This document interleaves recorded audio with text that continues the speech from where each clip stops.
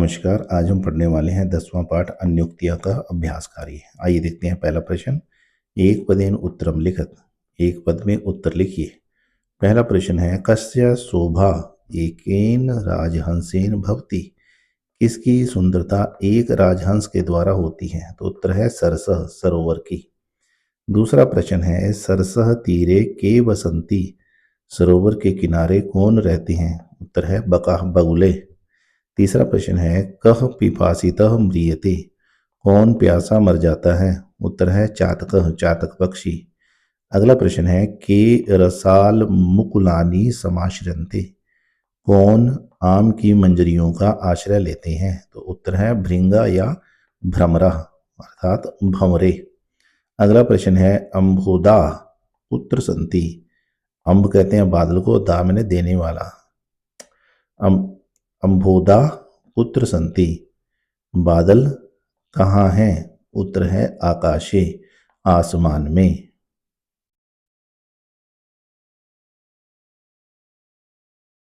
प्रश्न संख्या 2 अधोलिखिता नाम प्रश्नानाम उत्तराणि संस्कृत भाषया लिखत। नीचे लिखे गए प्रश्नों के उत्तर संस्कृत भाषा में लिखे।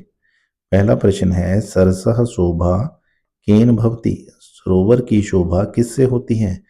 तो केन की जगह हम लिखेंगे राजहंसेन, राजहंस से, और बाकी सारे शब्द वैसे ही लिखकर अंत में पूर्ण विराम लगाएंगे। तो उत्तर क्या बनेगा? सरसह शोभा राजहंसेन भवति। दूसरा प्रश्न है चातकः किमर्थम मानी कथ्यते, चातक पक्षी को किस लिए स्वाभिमानी कहा जाता है? तो इसका उत्तर है चातकः पिपासितः म्रियते वा, चातक प्यासा अथवा मर जाता है, पुरंद्रम वा याचते, अथवा इंद्र से मांगता है, अतः सह मानी कथ्यते, इसलिए उसे स्वाभिमानी कहा जाता है। तीसरा प्रश्न है मीनः कदा दीनाम गतिम प्राप्नोति, मीन मछली कब दीन गति को अर्थात दयनीय गति को प्राप्त करती है? यदा सर संकोचम अंजति, जब सरोवर संकोचित हो जाता है, संकोच को प्राप्त होता है अर्थात सिकुड़ जाता है, तब मीनः दीनाम गतिम प्राप्नोति, तब मछली दीन गति को प्राप्त होती है। अगला प्रश्न है कानी पूरित्वा जलदः रिक्तः भवति, किसको पूरा करके भरकर बादल रिक्त हो जाता है, खाली हो जाता है? तो उसका उत्तर है नाना नदी, अनेक नदियों, नद शतानी, और सैकड़ों झरनों को भरकर जो है वो बादल पूरा हो जाता है,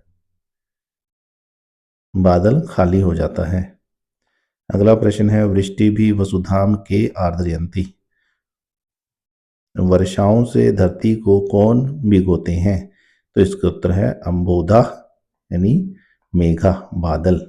प्रश्न संख्या 3 अधोलिखित वाक्येषु रेखांकित पदानि आधृत्य प्रश्न निर्माणम कुरुत, नीचे लिखे गए वाक्यों में रेखांकित पदों को आधार बनाकर प्रश्न निर्माण कीजिए।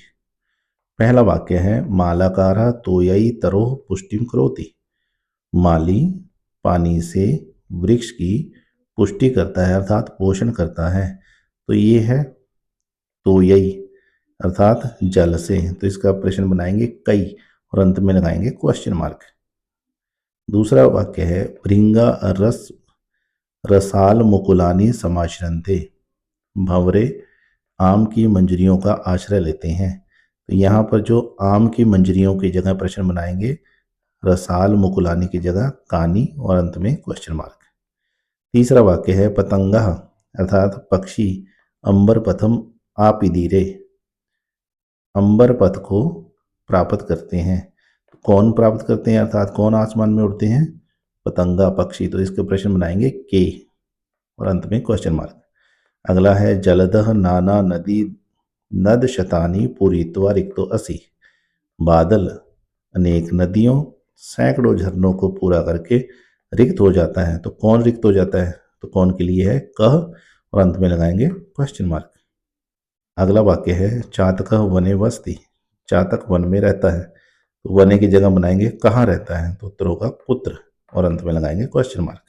प्रश्न संख्या 4 अधोलिखितो श्लोकियो भावार्थम संस्कृत भाषया लिखित, नीचे लिखे गए दोनों श्लोकों के भावार्थ संस्कृत भाषा में लिखिए। पहला श्लोक है तयोरल्पैरपि डैश डैश डैश डैश वारितेन, इसका अर्थ है, हे माली, ग्रीष्म काल की भयंकर गर्मी में थोड़े से जल से ही आपके द्वारा करुणापूर्वक इस वृक्ष का जो पोषण किया गया है, क्या वह वर्षाकालीन जल के चारों ओर से धाराओं को बरसाते हुए बादल के द्वारा क्या यह पोषण किया जा सकता है?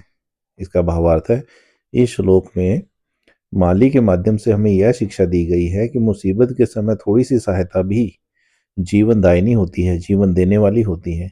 अच्छे दिनों में तो हर कोई हमारा साथ देने के लिए तैयार रहता है। सच्चा साथी वही होता है जो मुश्किल समय में हमारा साथ देता है। दूसरा श्लोक है, रे रे चातक डैश डैश डैश दीनम वचः। इसका अर्थ है, अरे अरे मित्र चातक, सावधान मन से क्षण भर के लिए सुनो। आकाश में बहुत से मेघ अर्थात बादल होते हैं, सभी इस प्रकार के बरसने वाले नहीं होते। कुछ वर्षा से धरती को भिगो देते हैं, कुछ व्यर्थ में गरजते हैं। तुम जिस चीज को देखते हो उसके सामने दीन वचन मत बोलो। इसका भावार्थ है, इस श्लोक में चातक के माध्यम से हमें यह शिक्षा दी गई है कि हमें कुछ भी मांगने से पहले सामने वाले को अच्छी तरह परख लेना चाहिए, क्योंकि बड़ी बड़ी बातें करने वाला प्रत्येक मनुष्य हमारी सहायता नहीं करता। अतः अयोग्य व्यक्ति से याचना करना अपने स्वाभिमान को दांव पर लगाने जैसा होता है। प्रश्न संख्या 5, अधोलिखित श्लोकियो अन्वयम लिखित।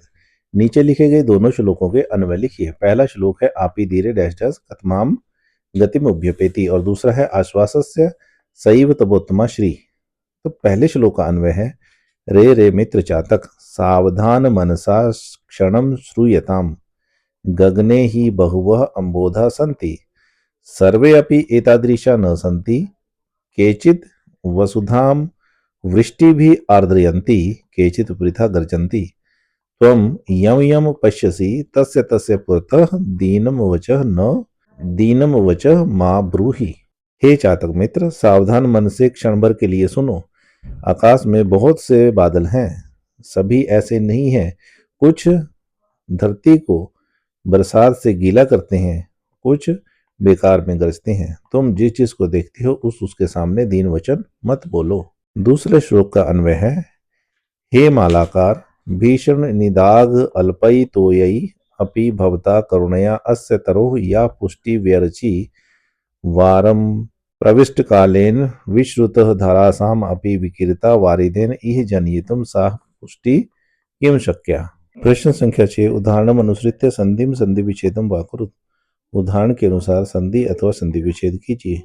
जैसे अन्य जमा उक्तय अन्युक्तय।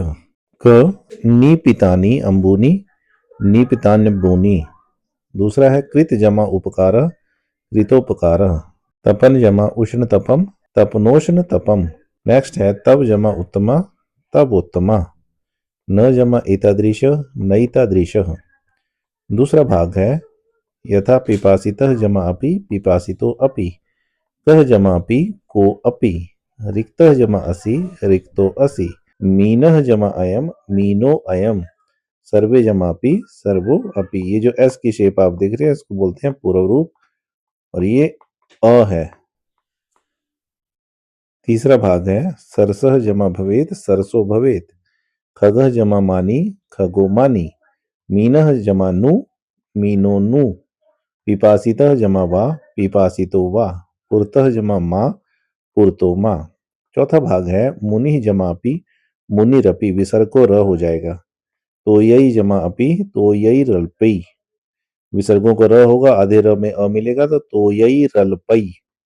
अल्पई जमा अपि अल्पई रपि, तरोह जमा अपि तरो रपि, वृष्टि भी जमा आर्द्रयन्ति वृष्टि भी रार्द्रयन्ति।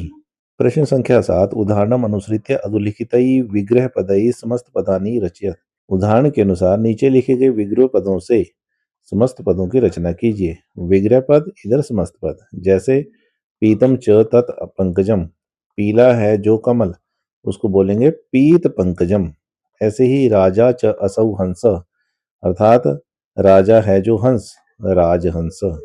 भीम च असौ भानु, भीम च असौ भानु, अर्थात भीषण है जो सूर्य, भीषण भानु। अंबरम एव पंथा, अंबर ही है जो रास्ते, अंबर पंथा।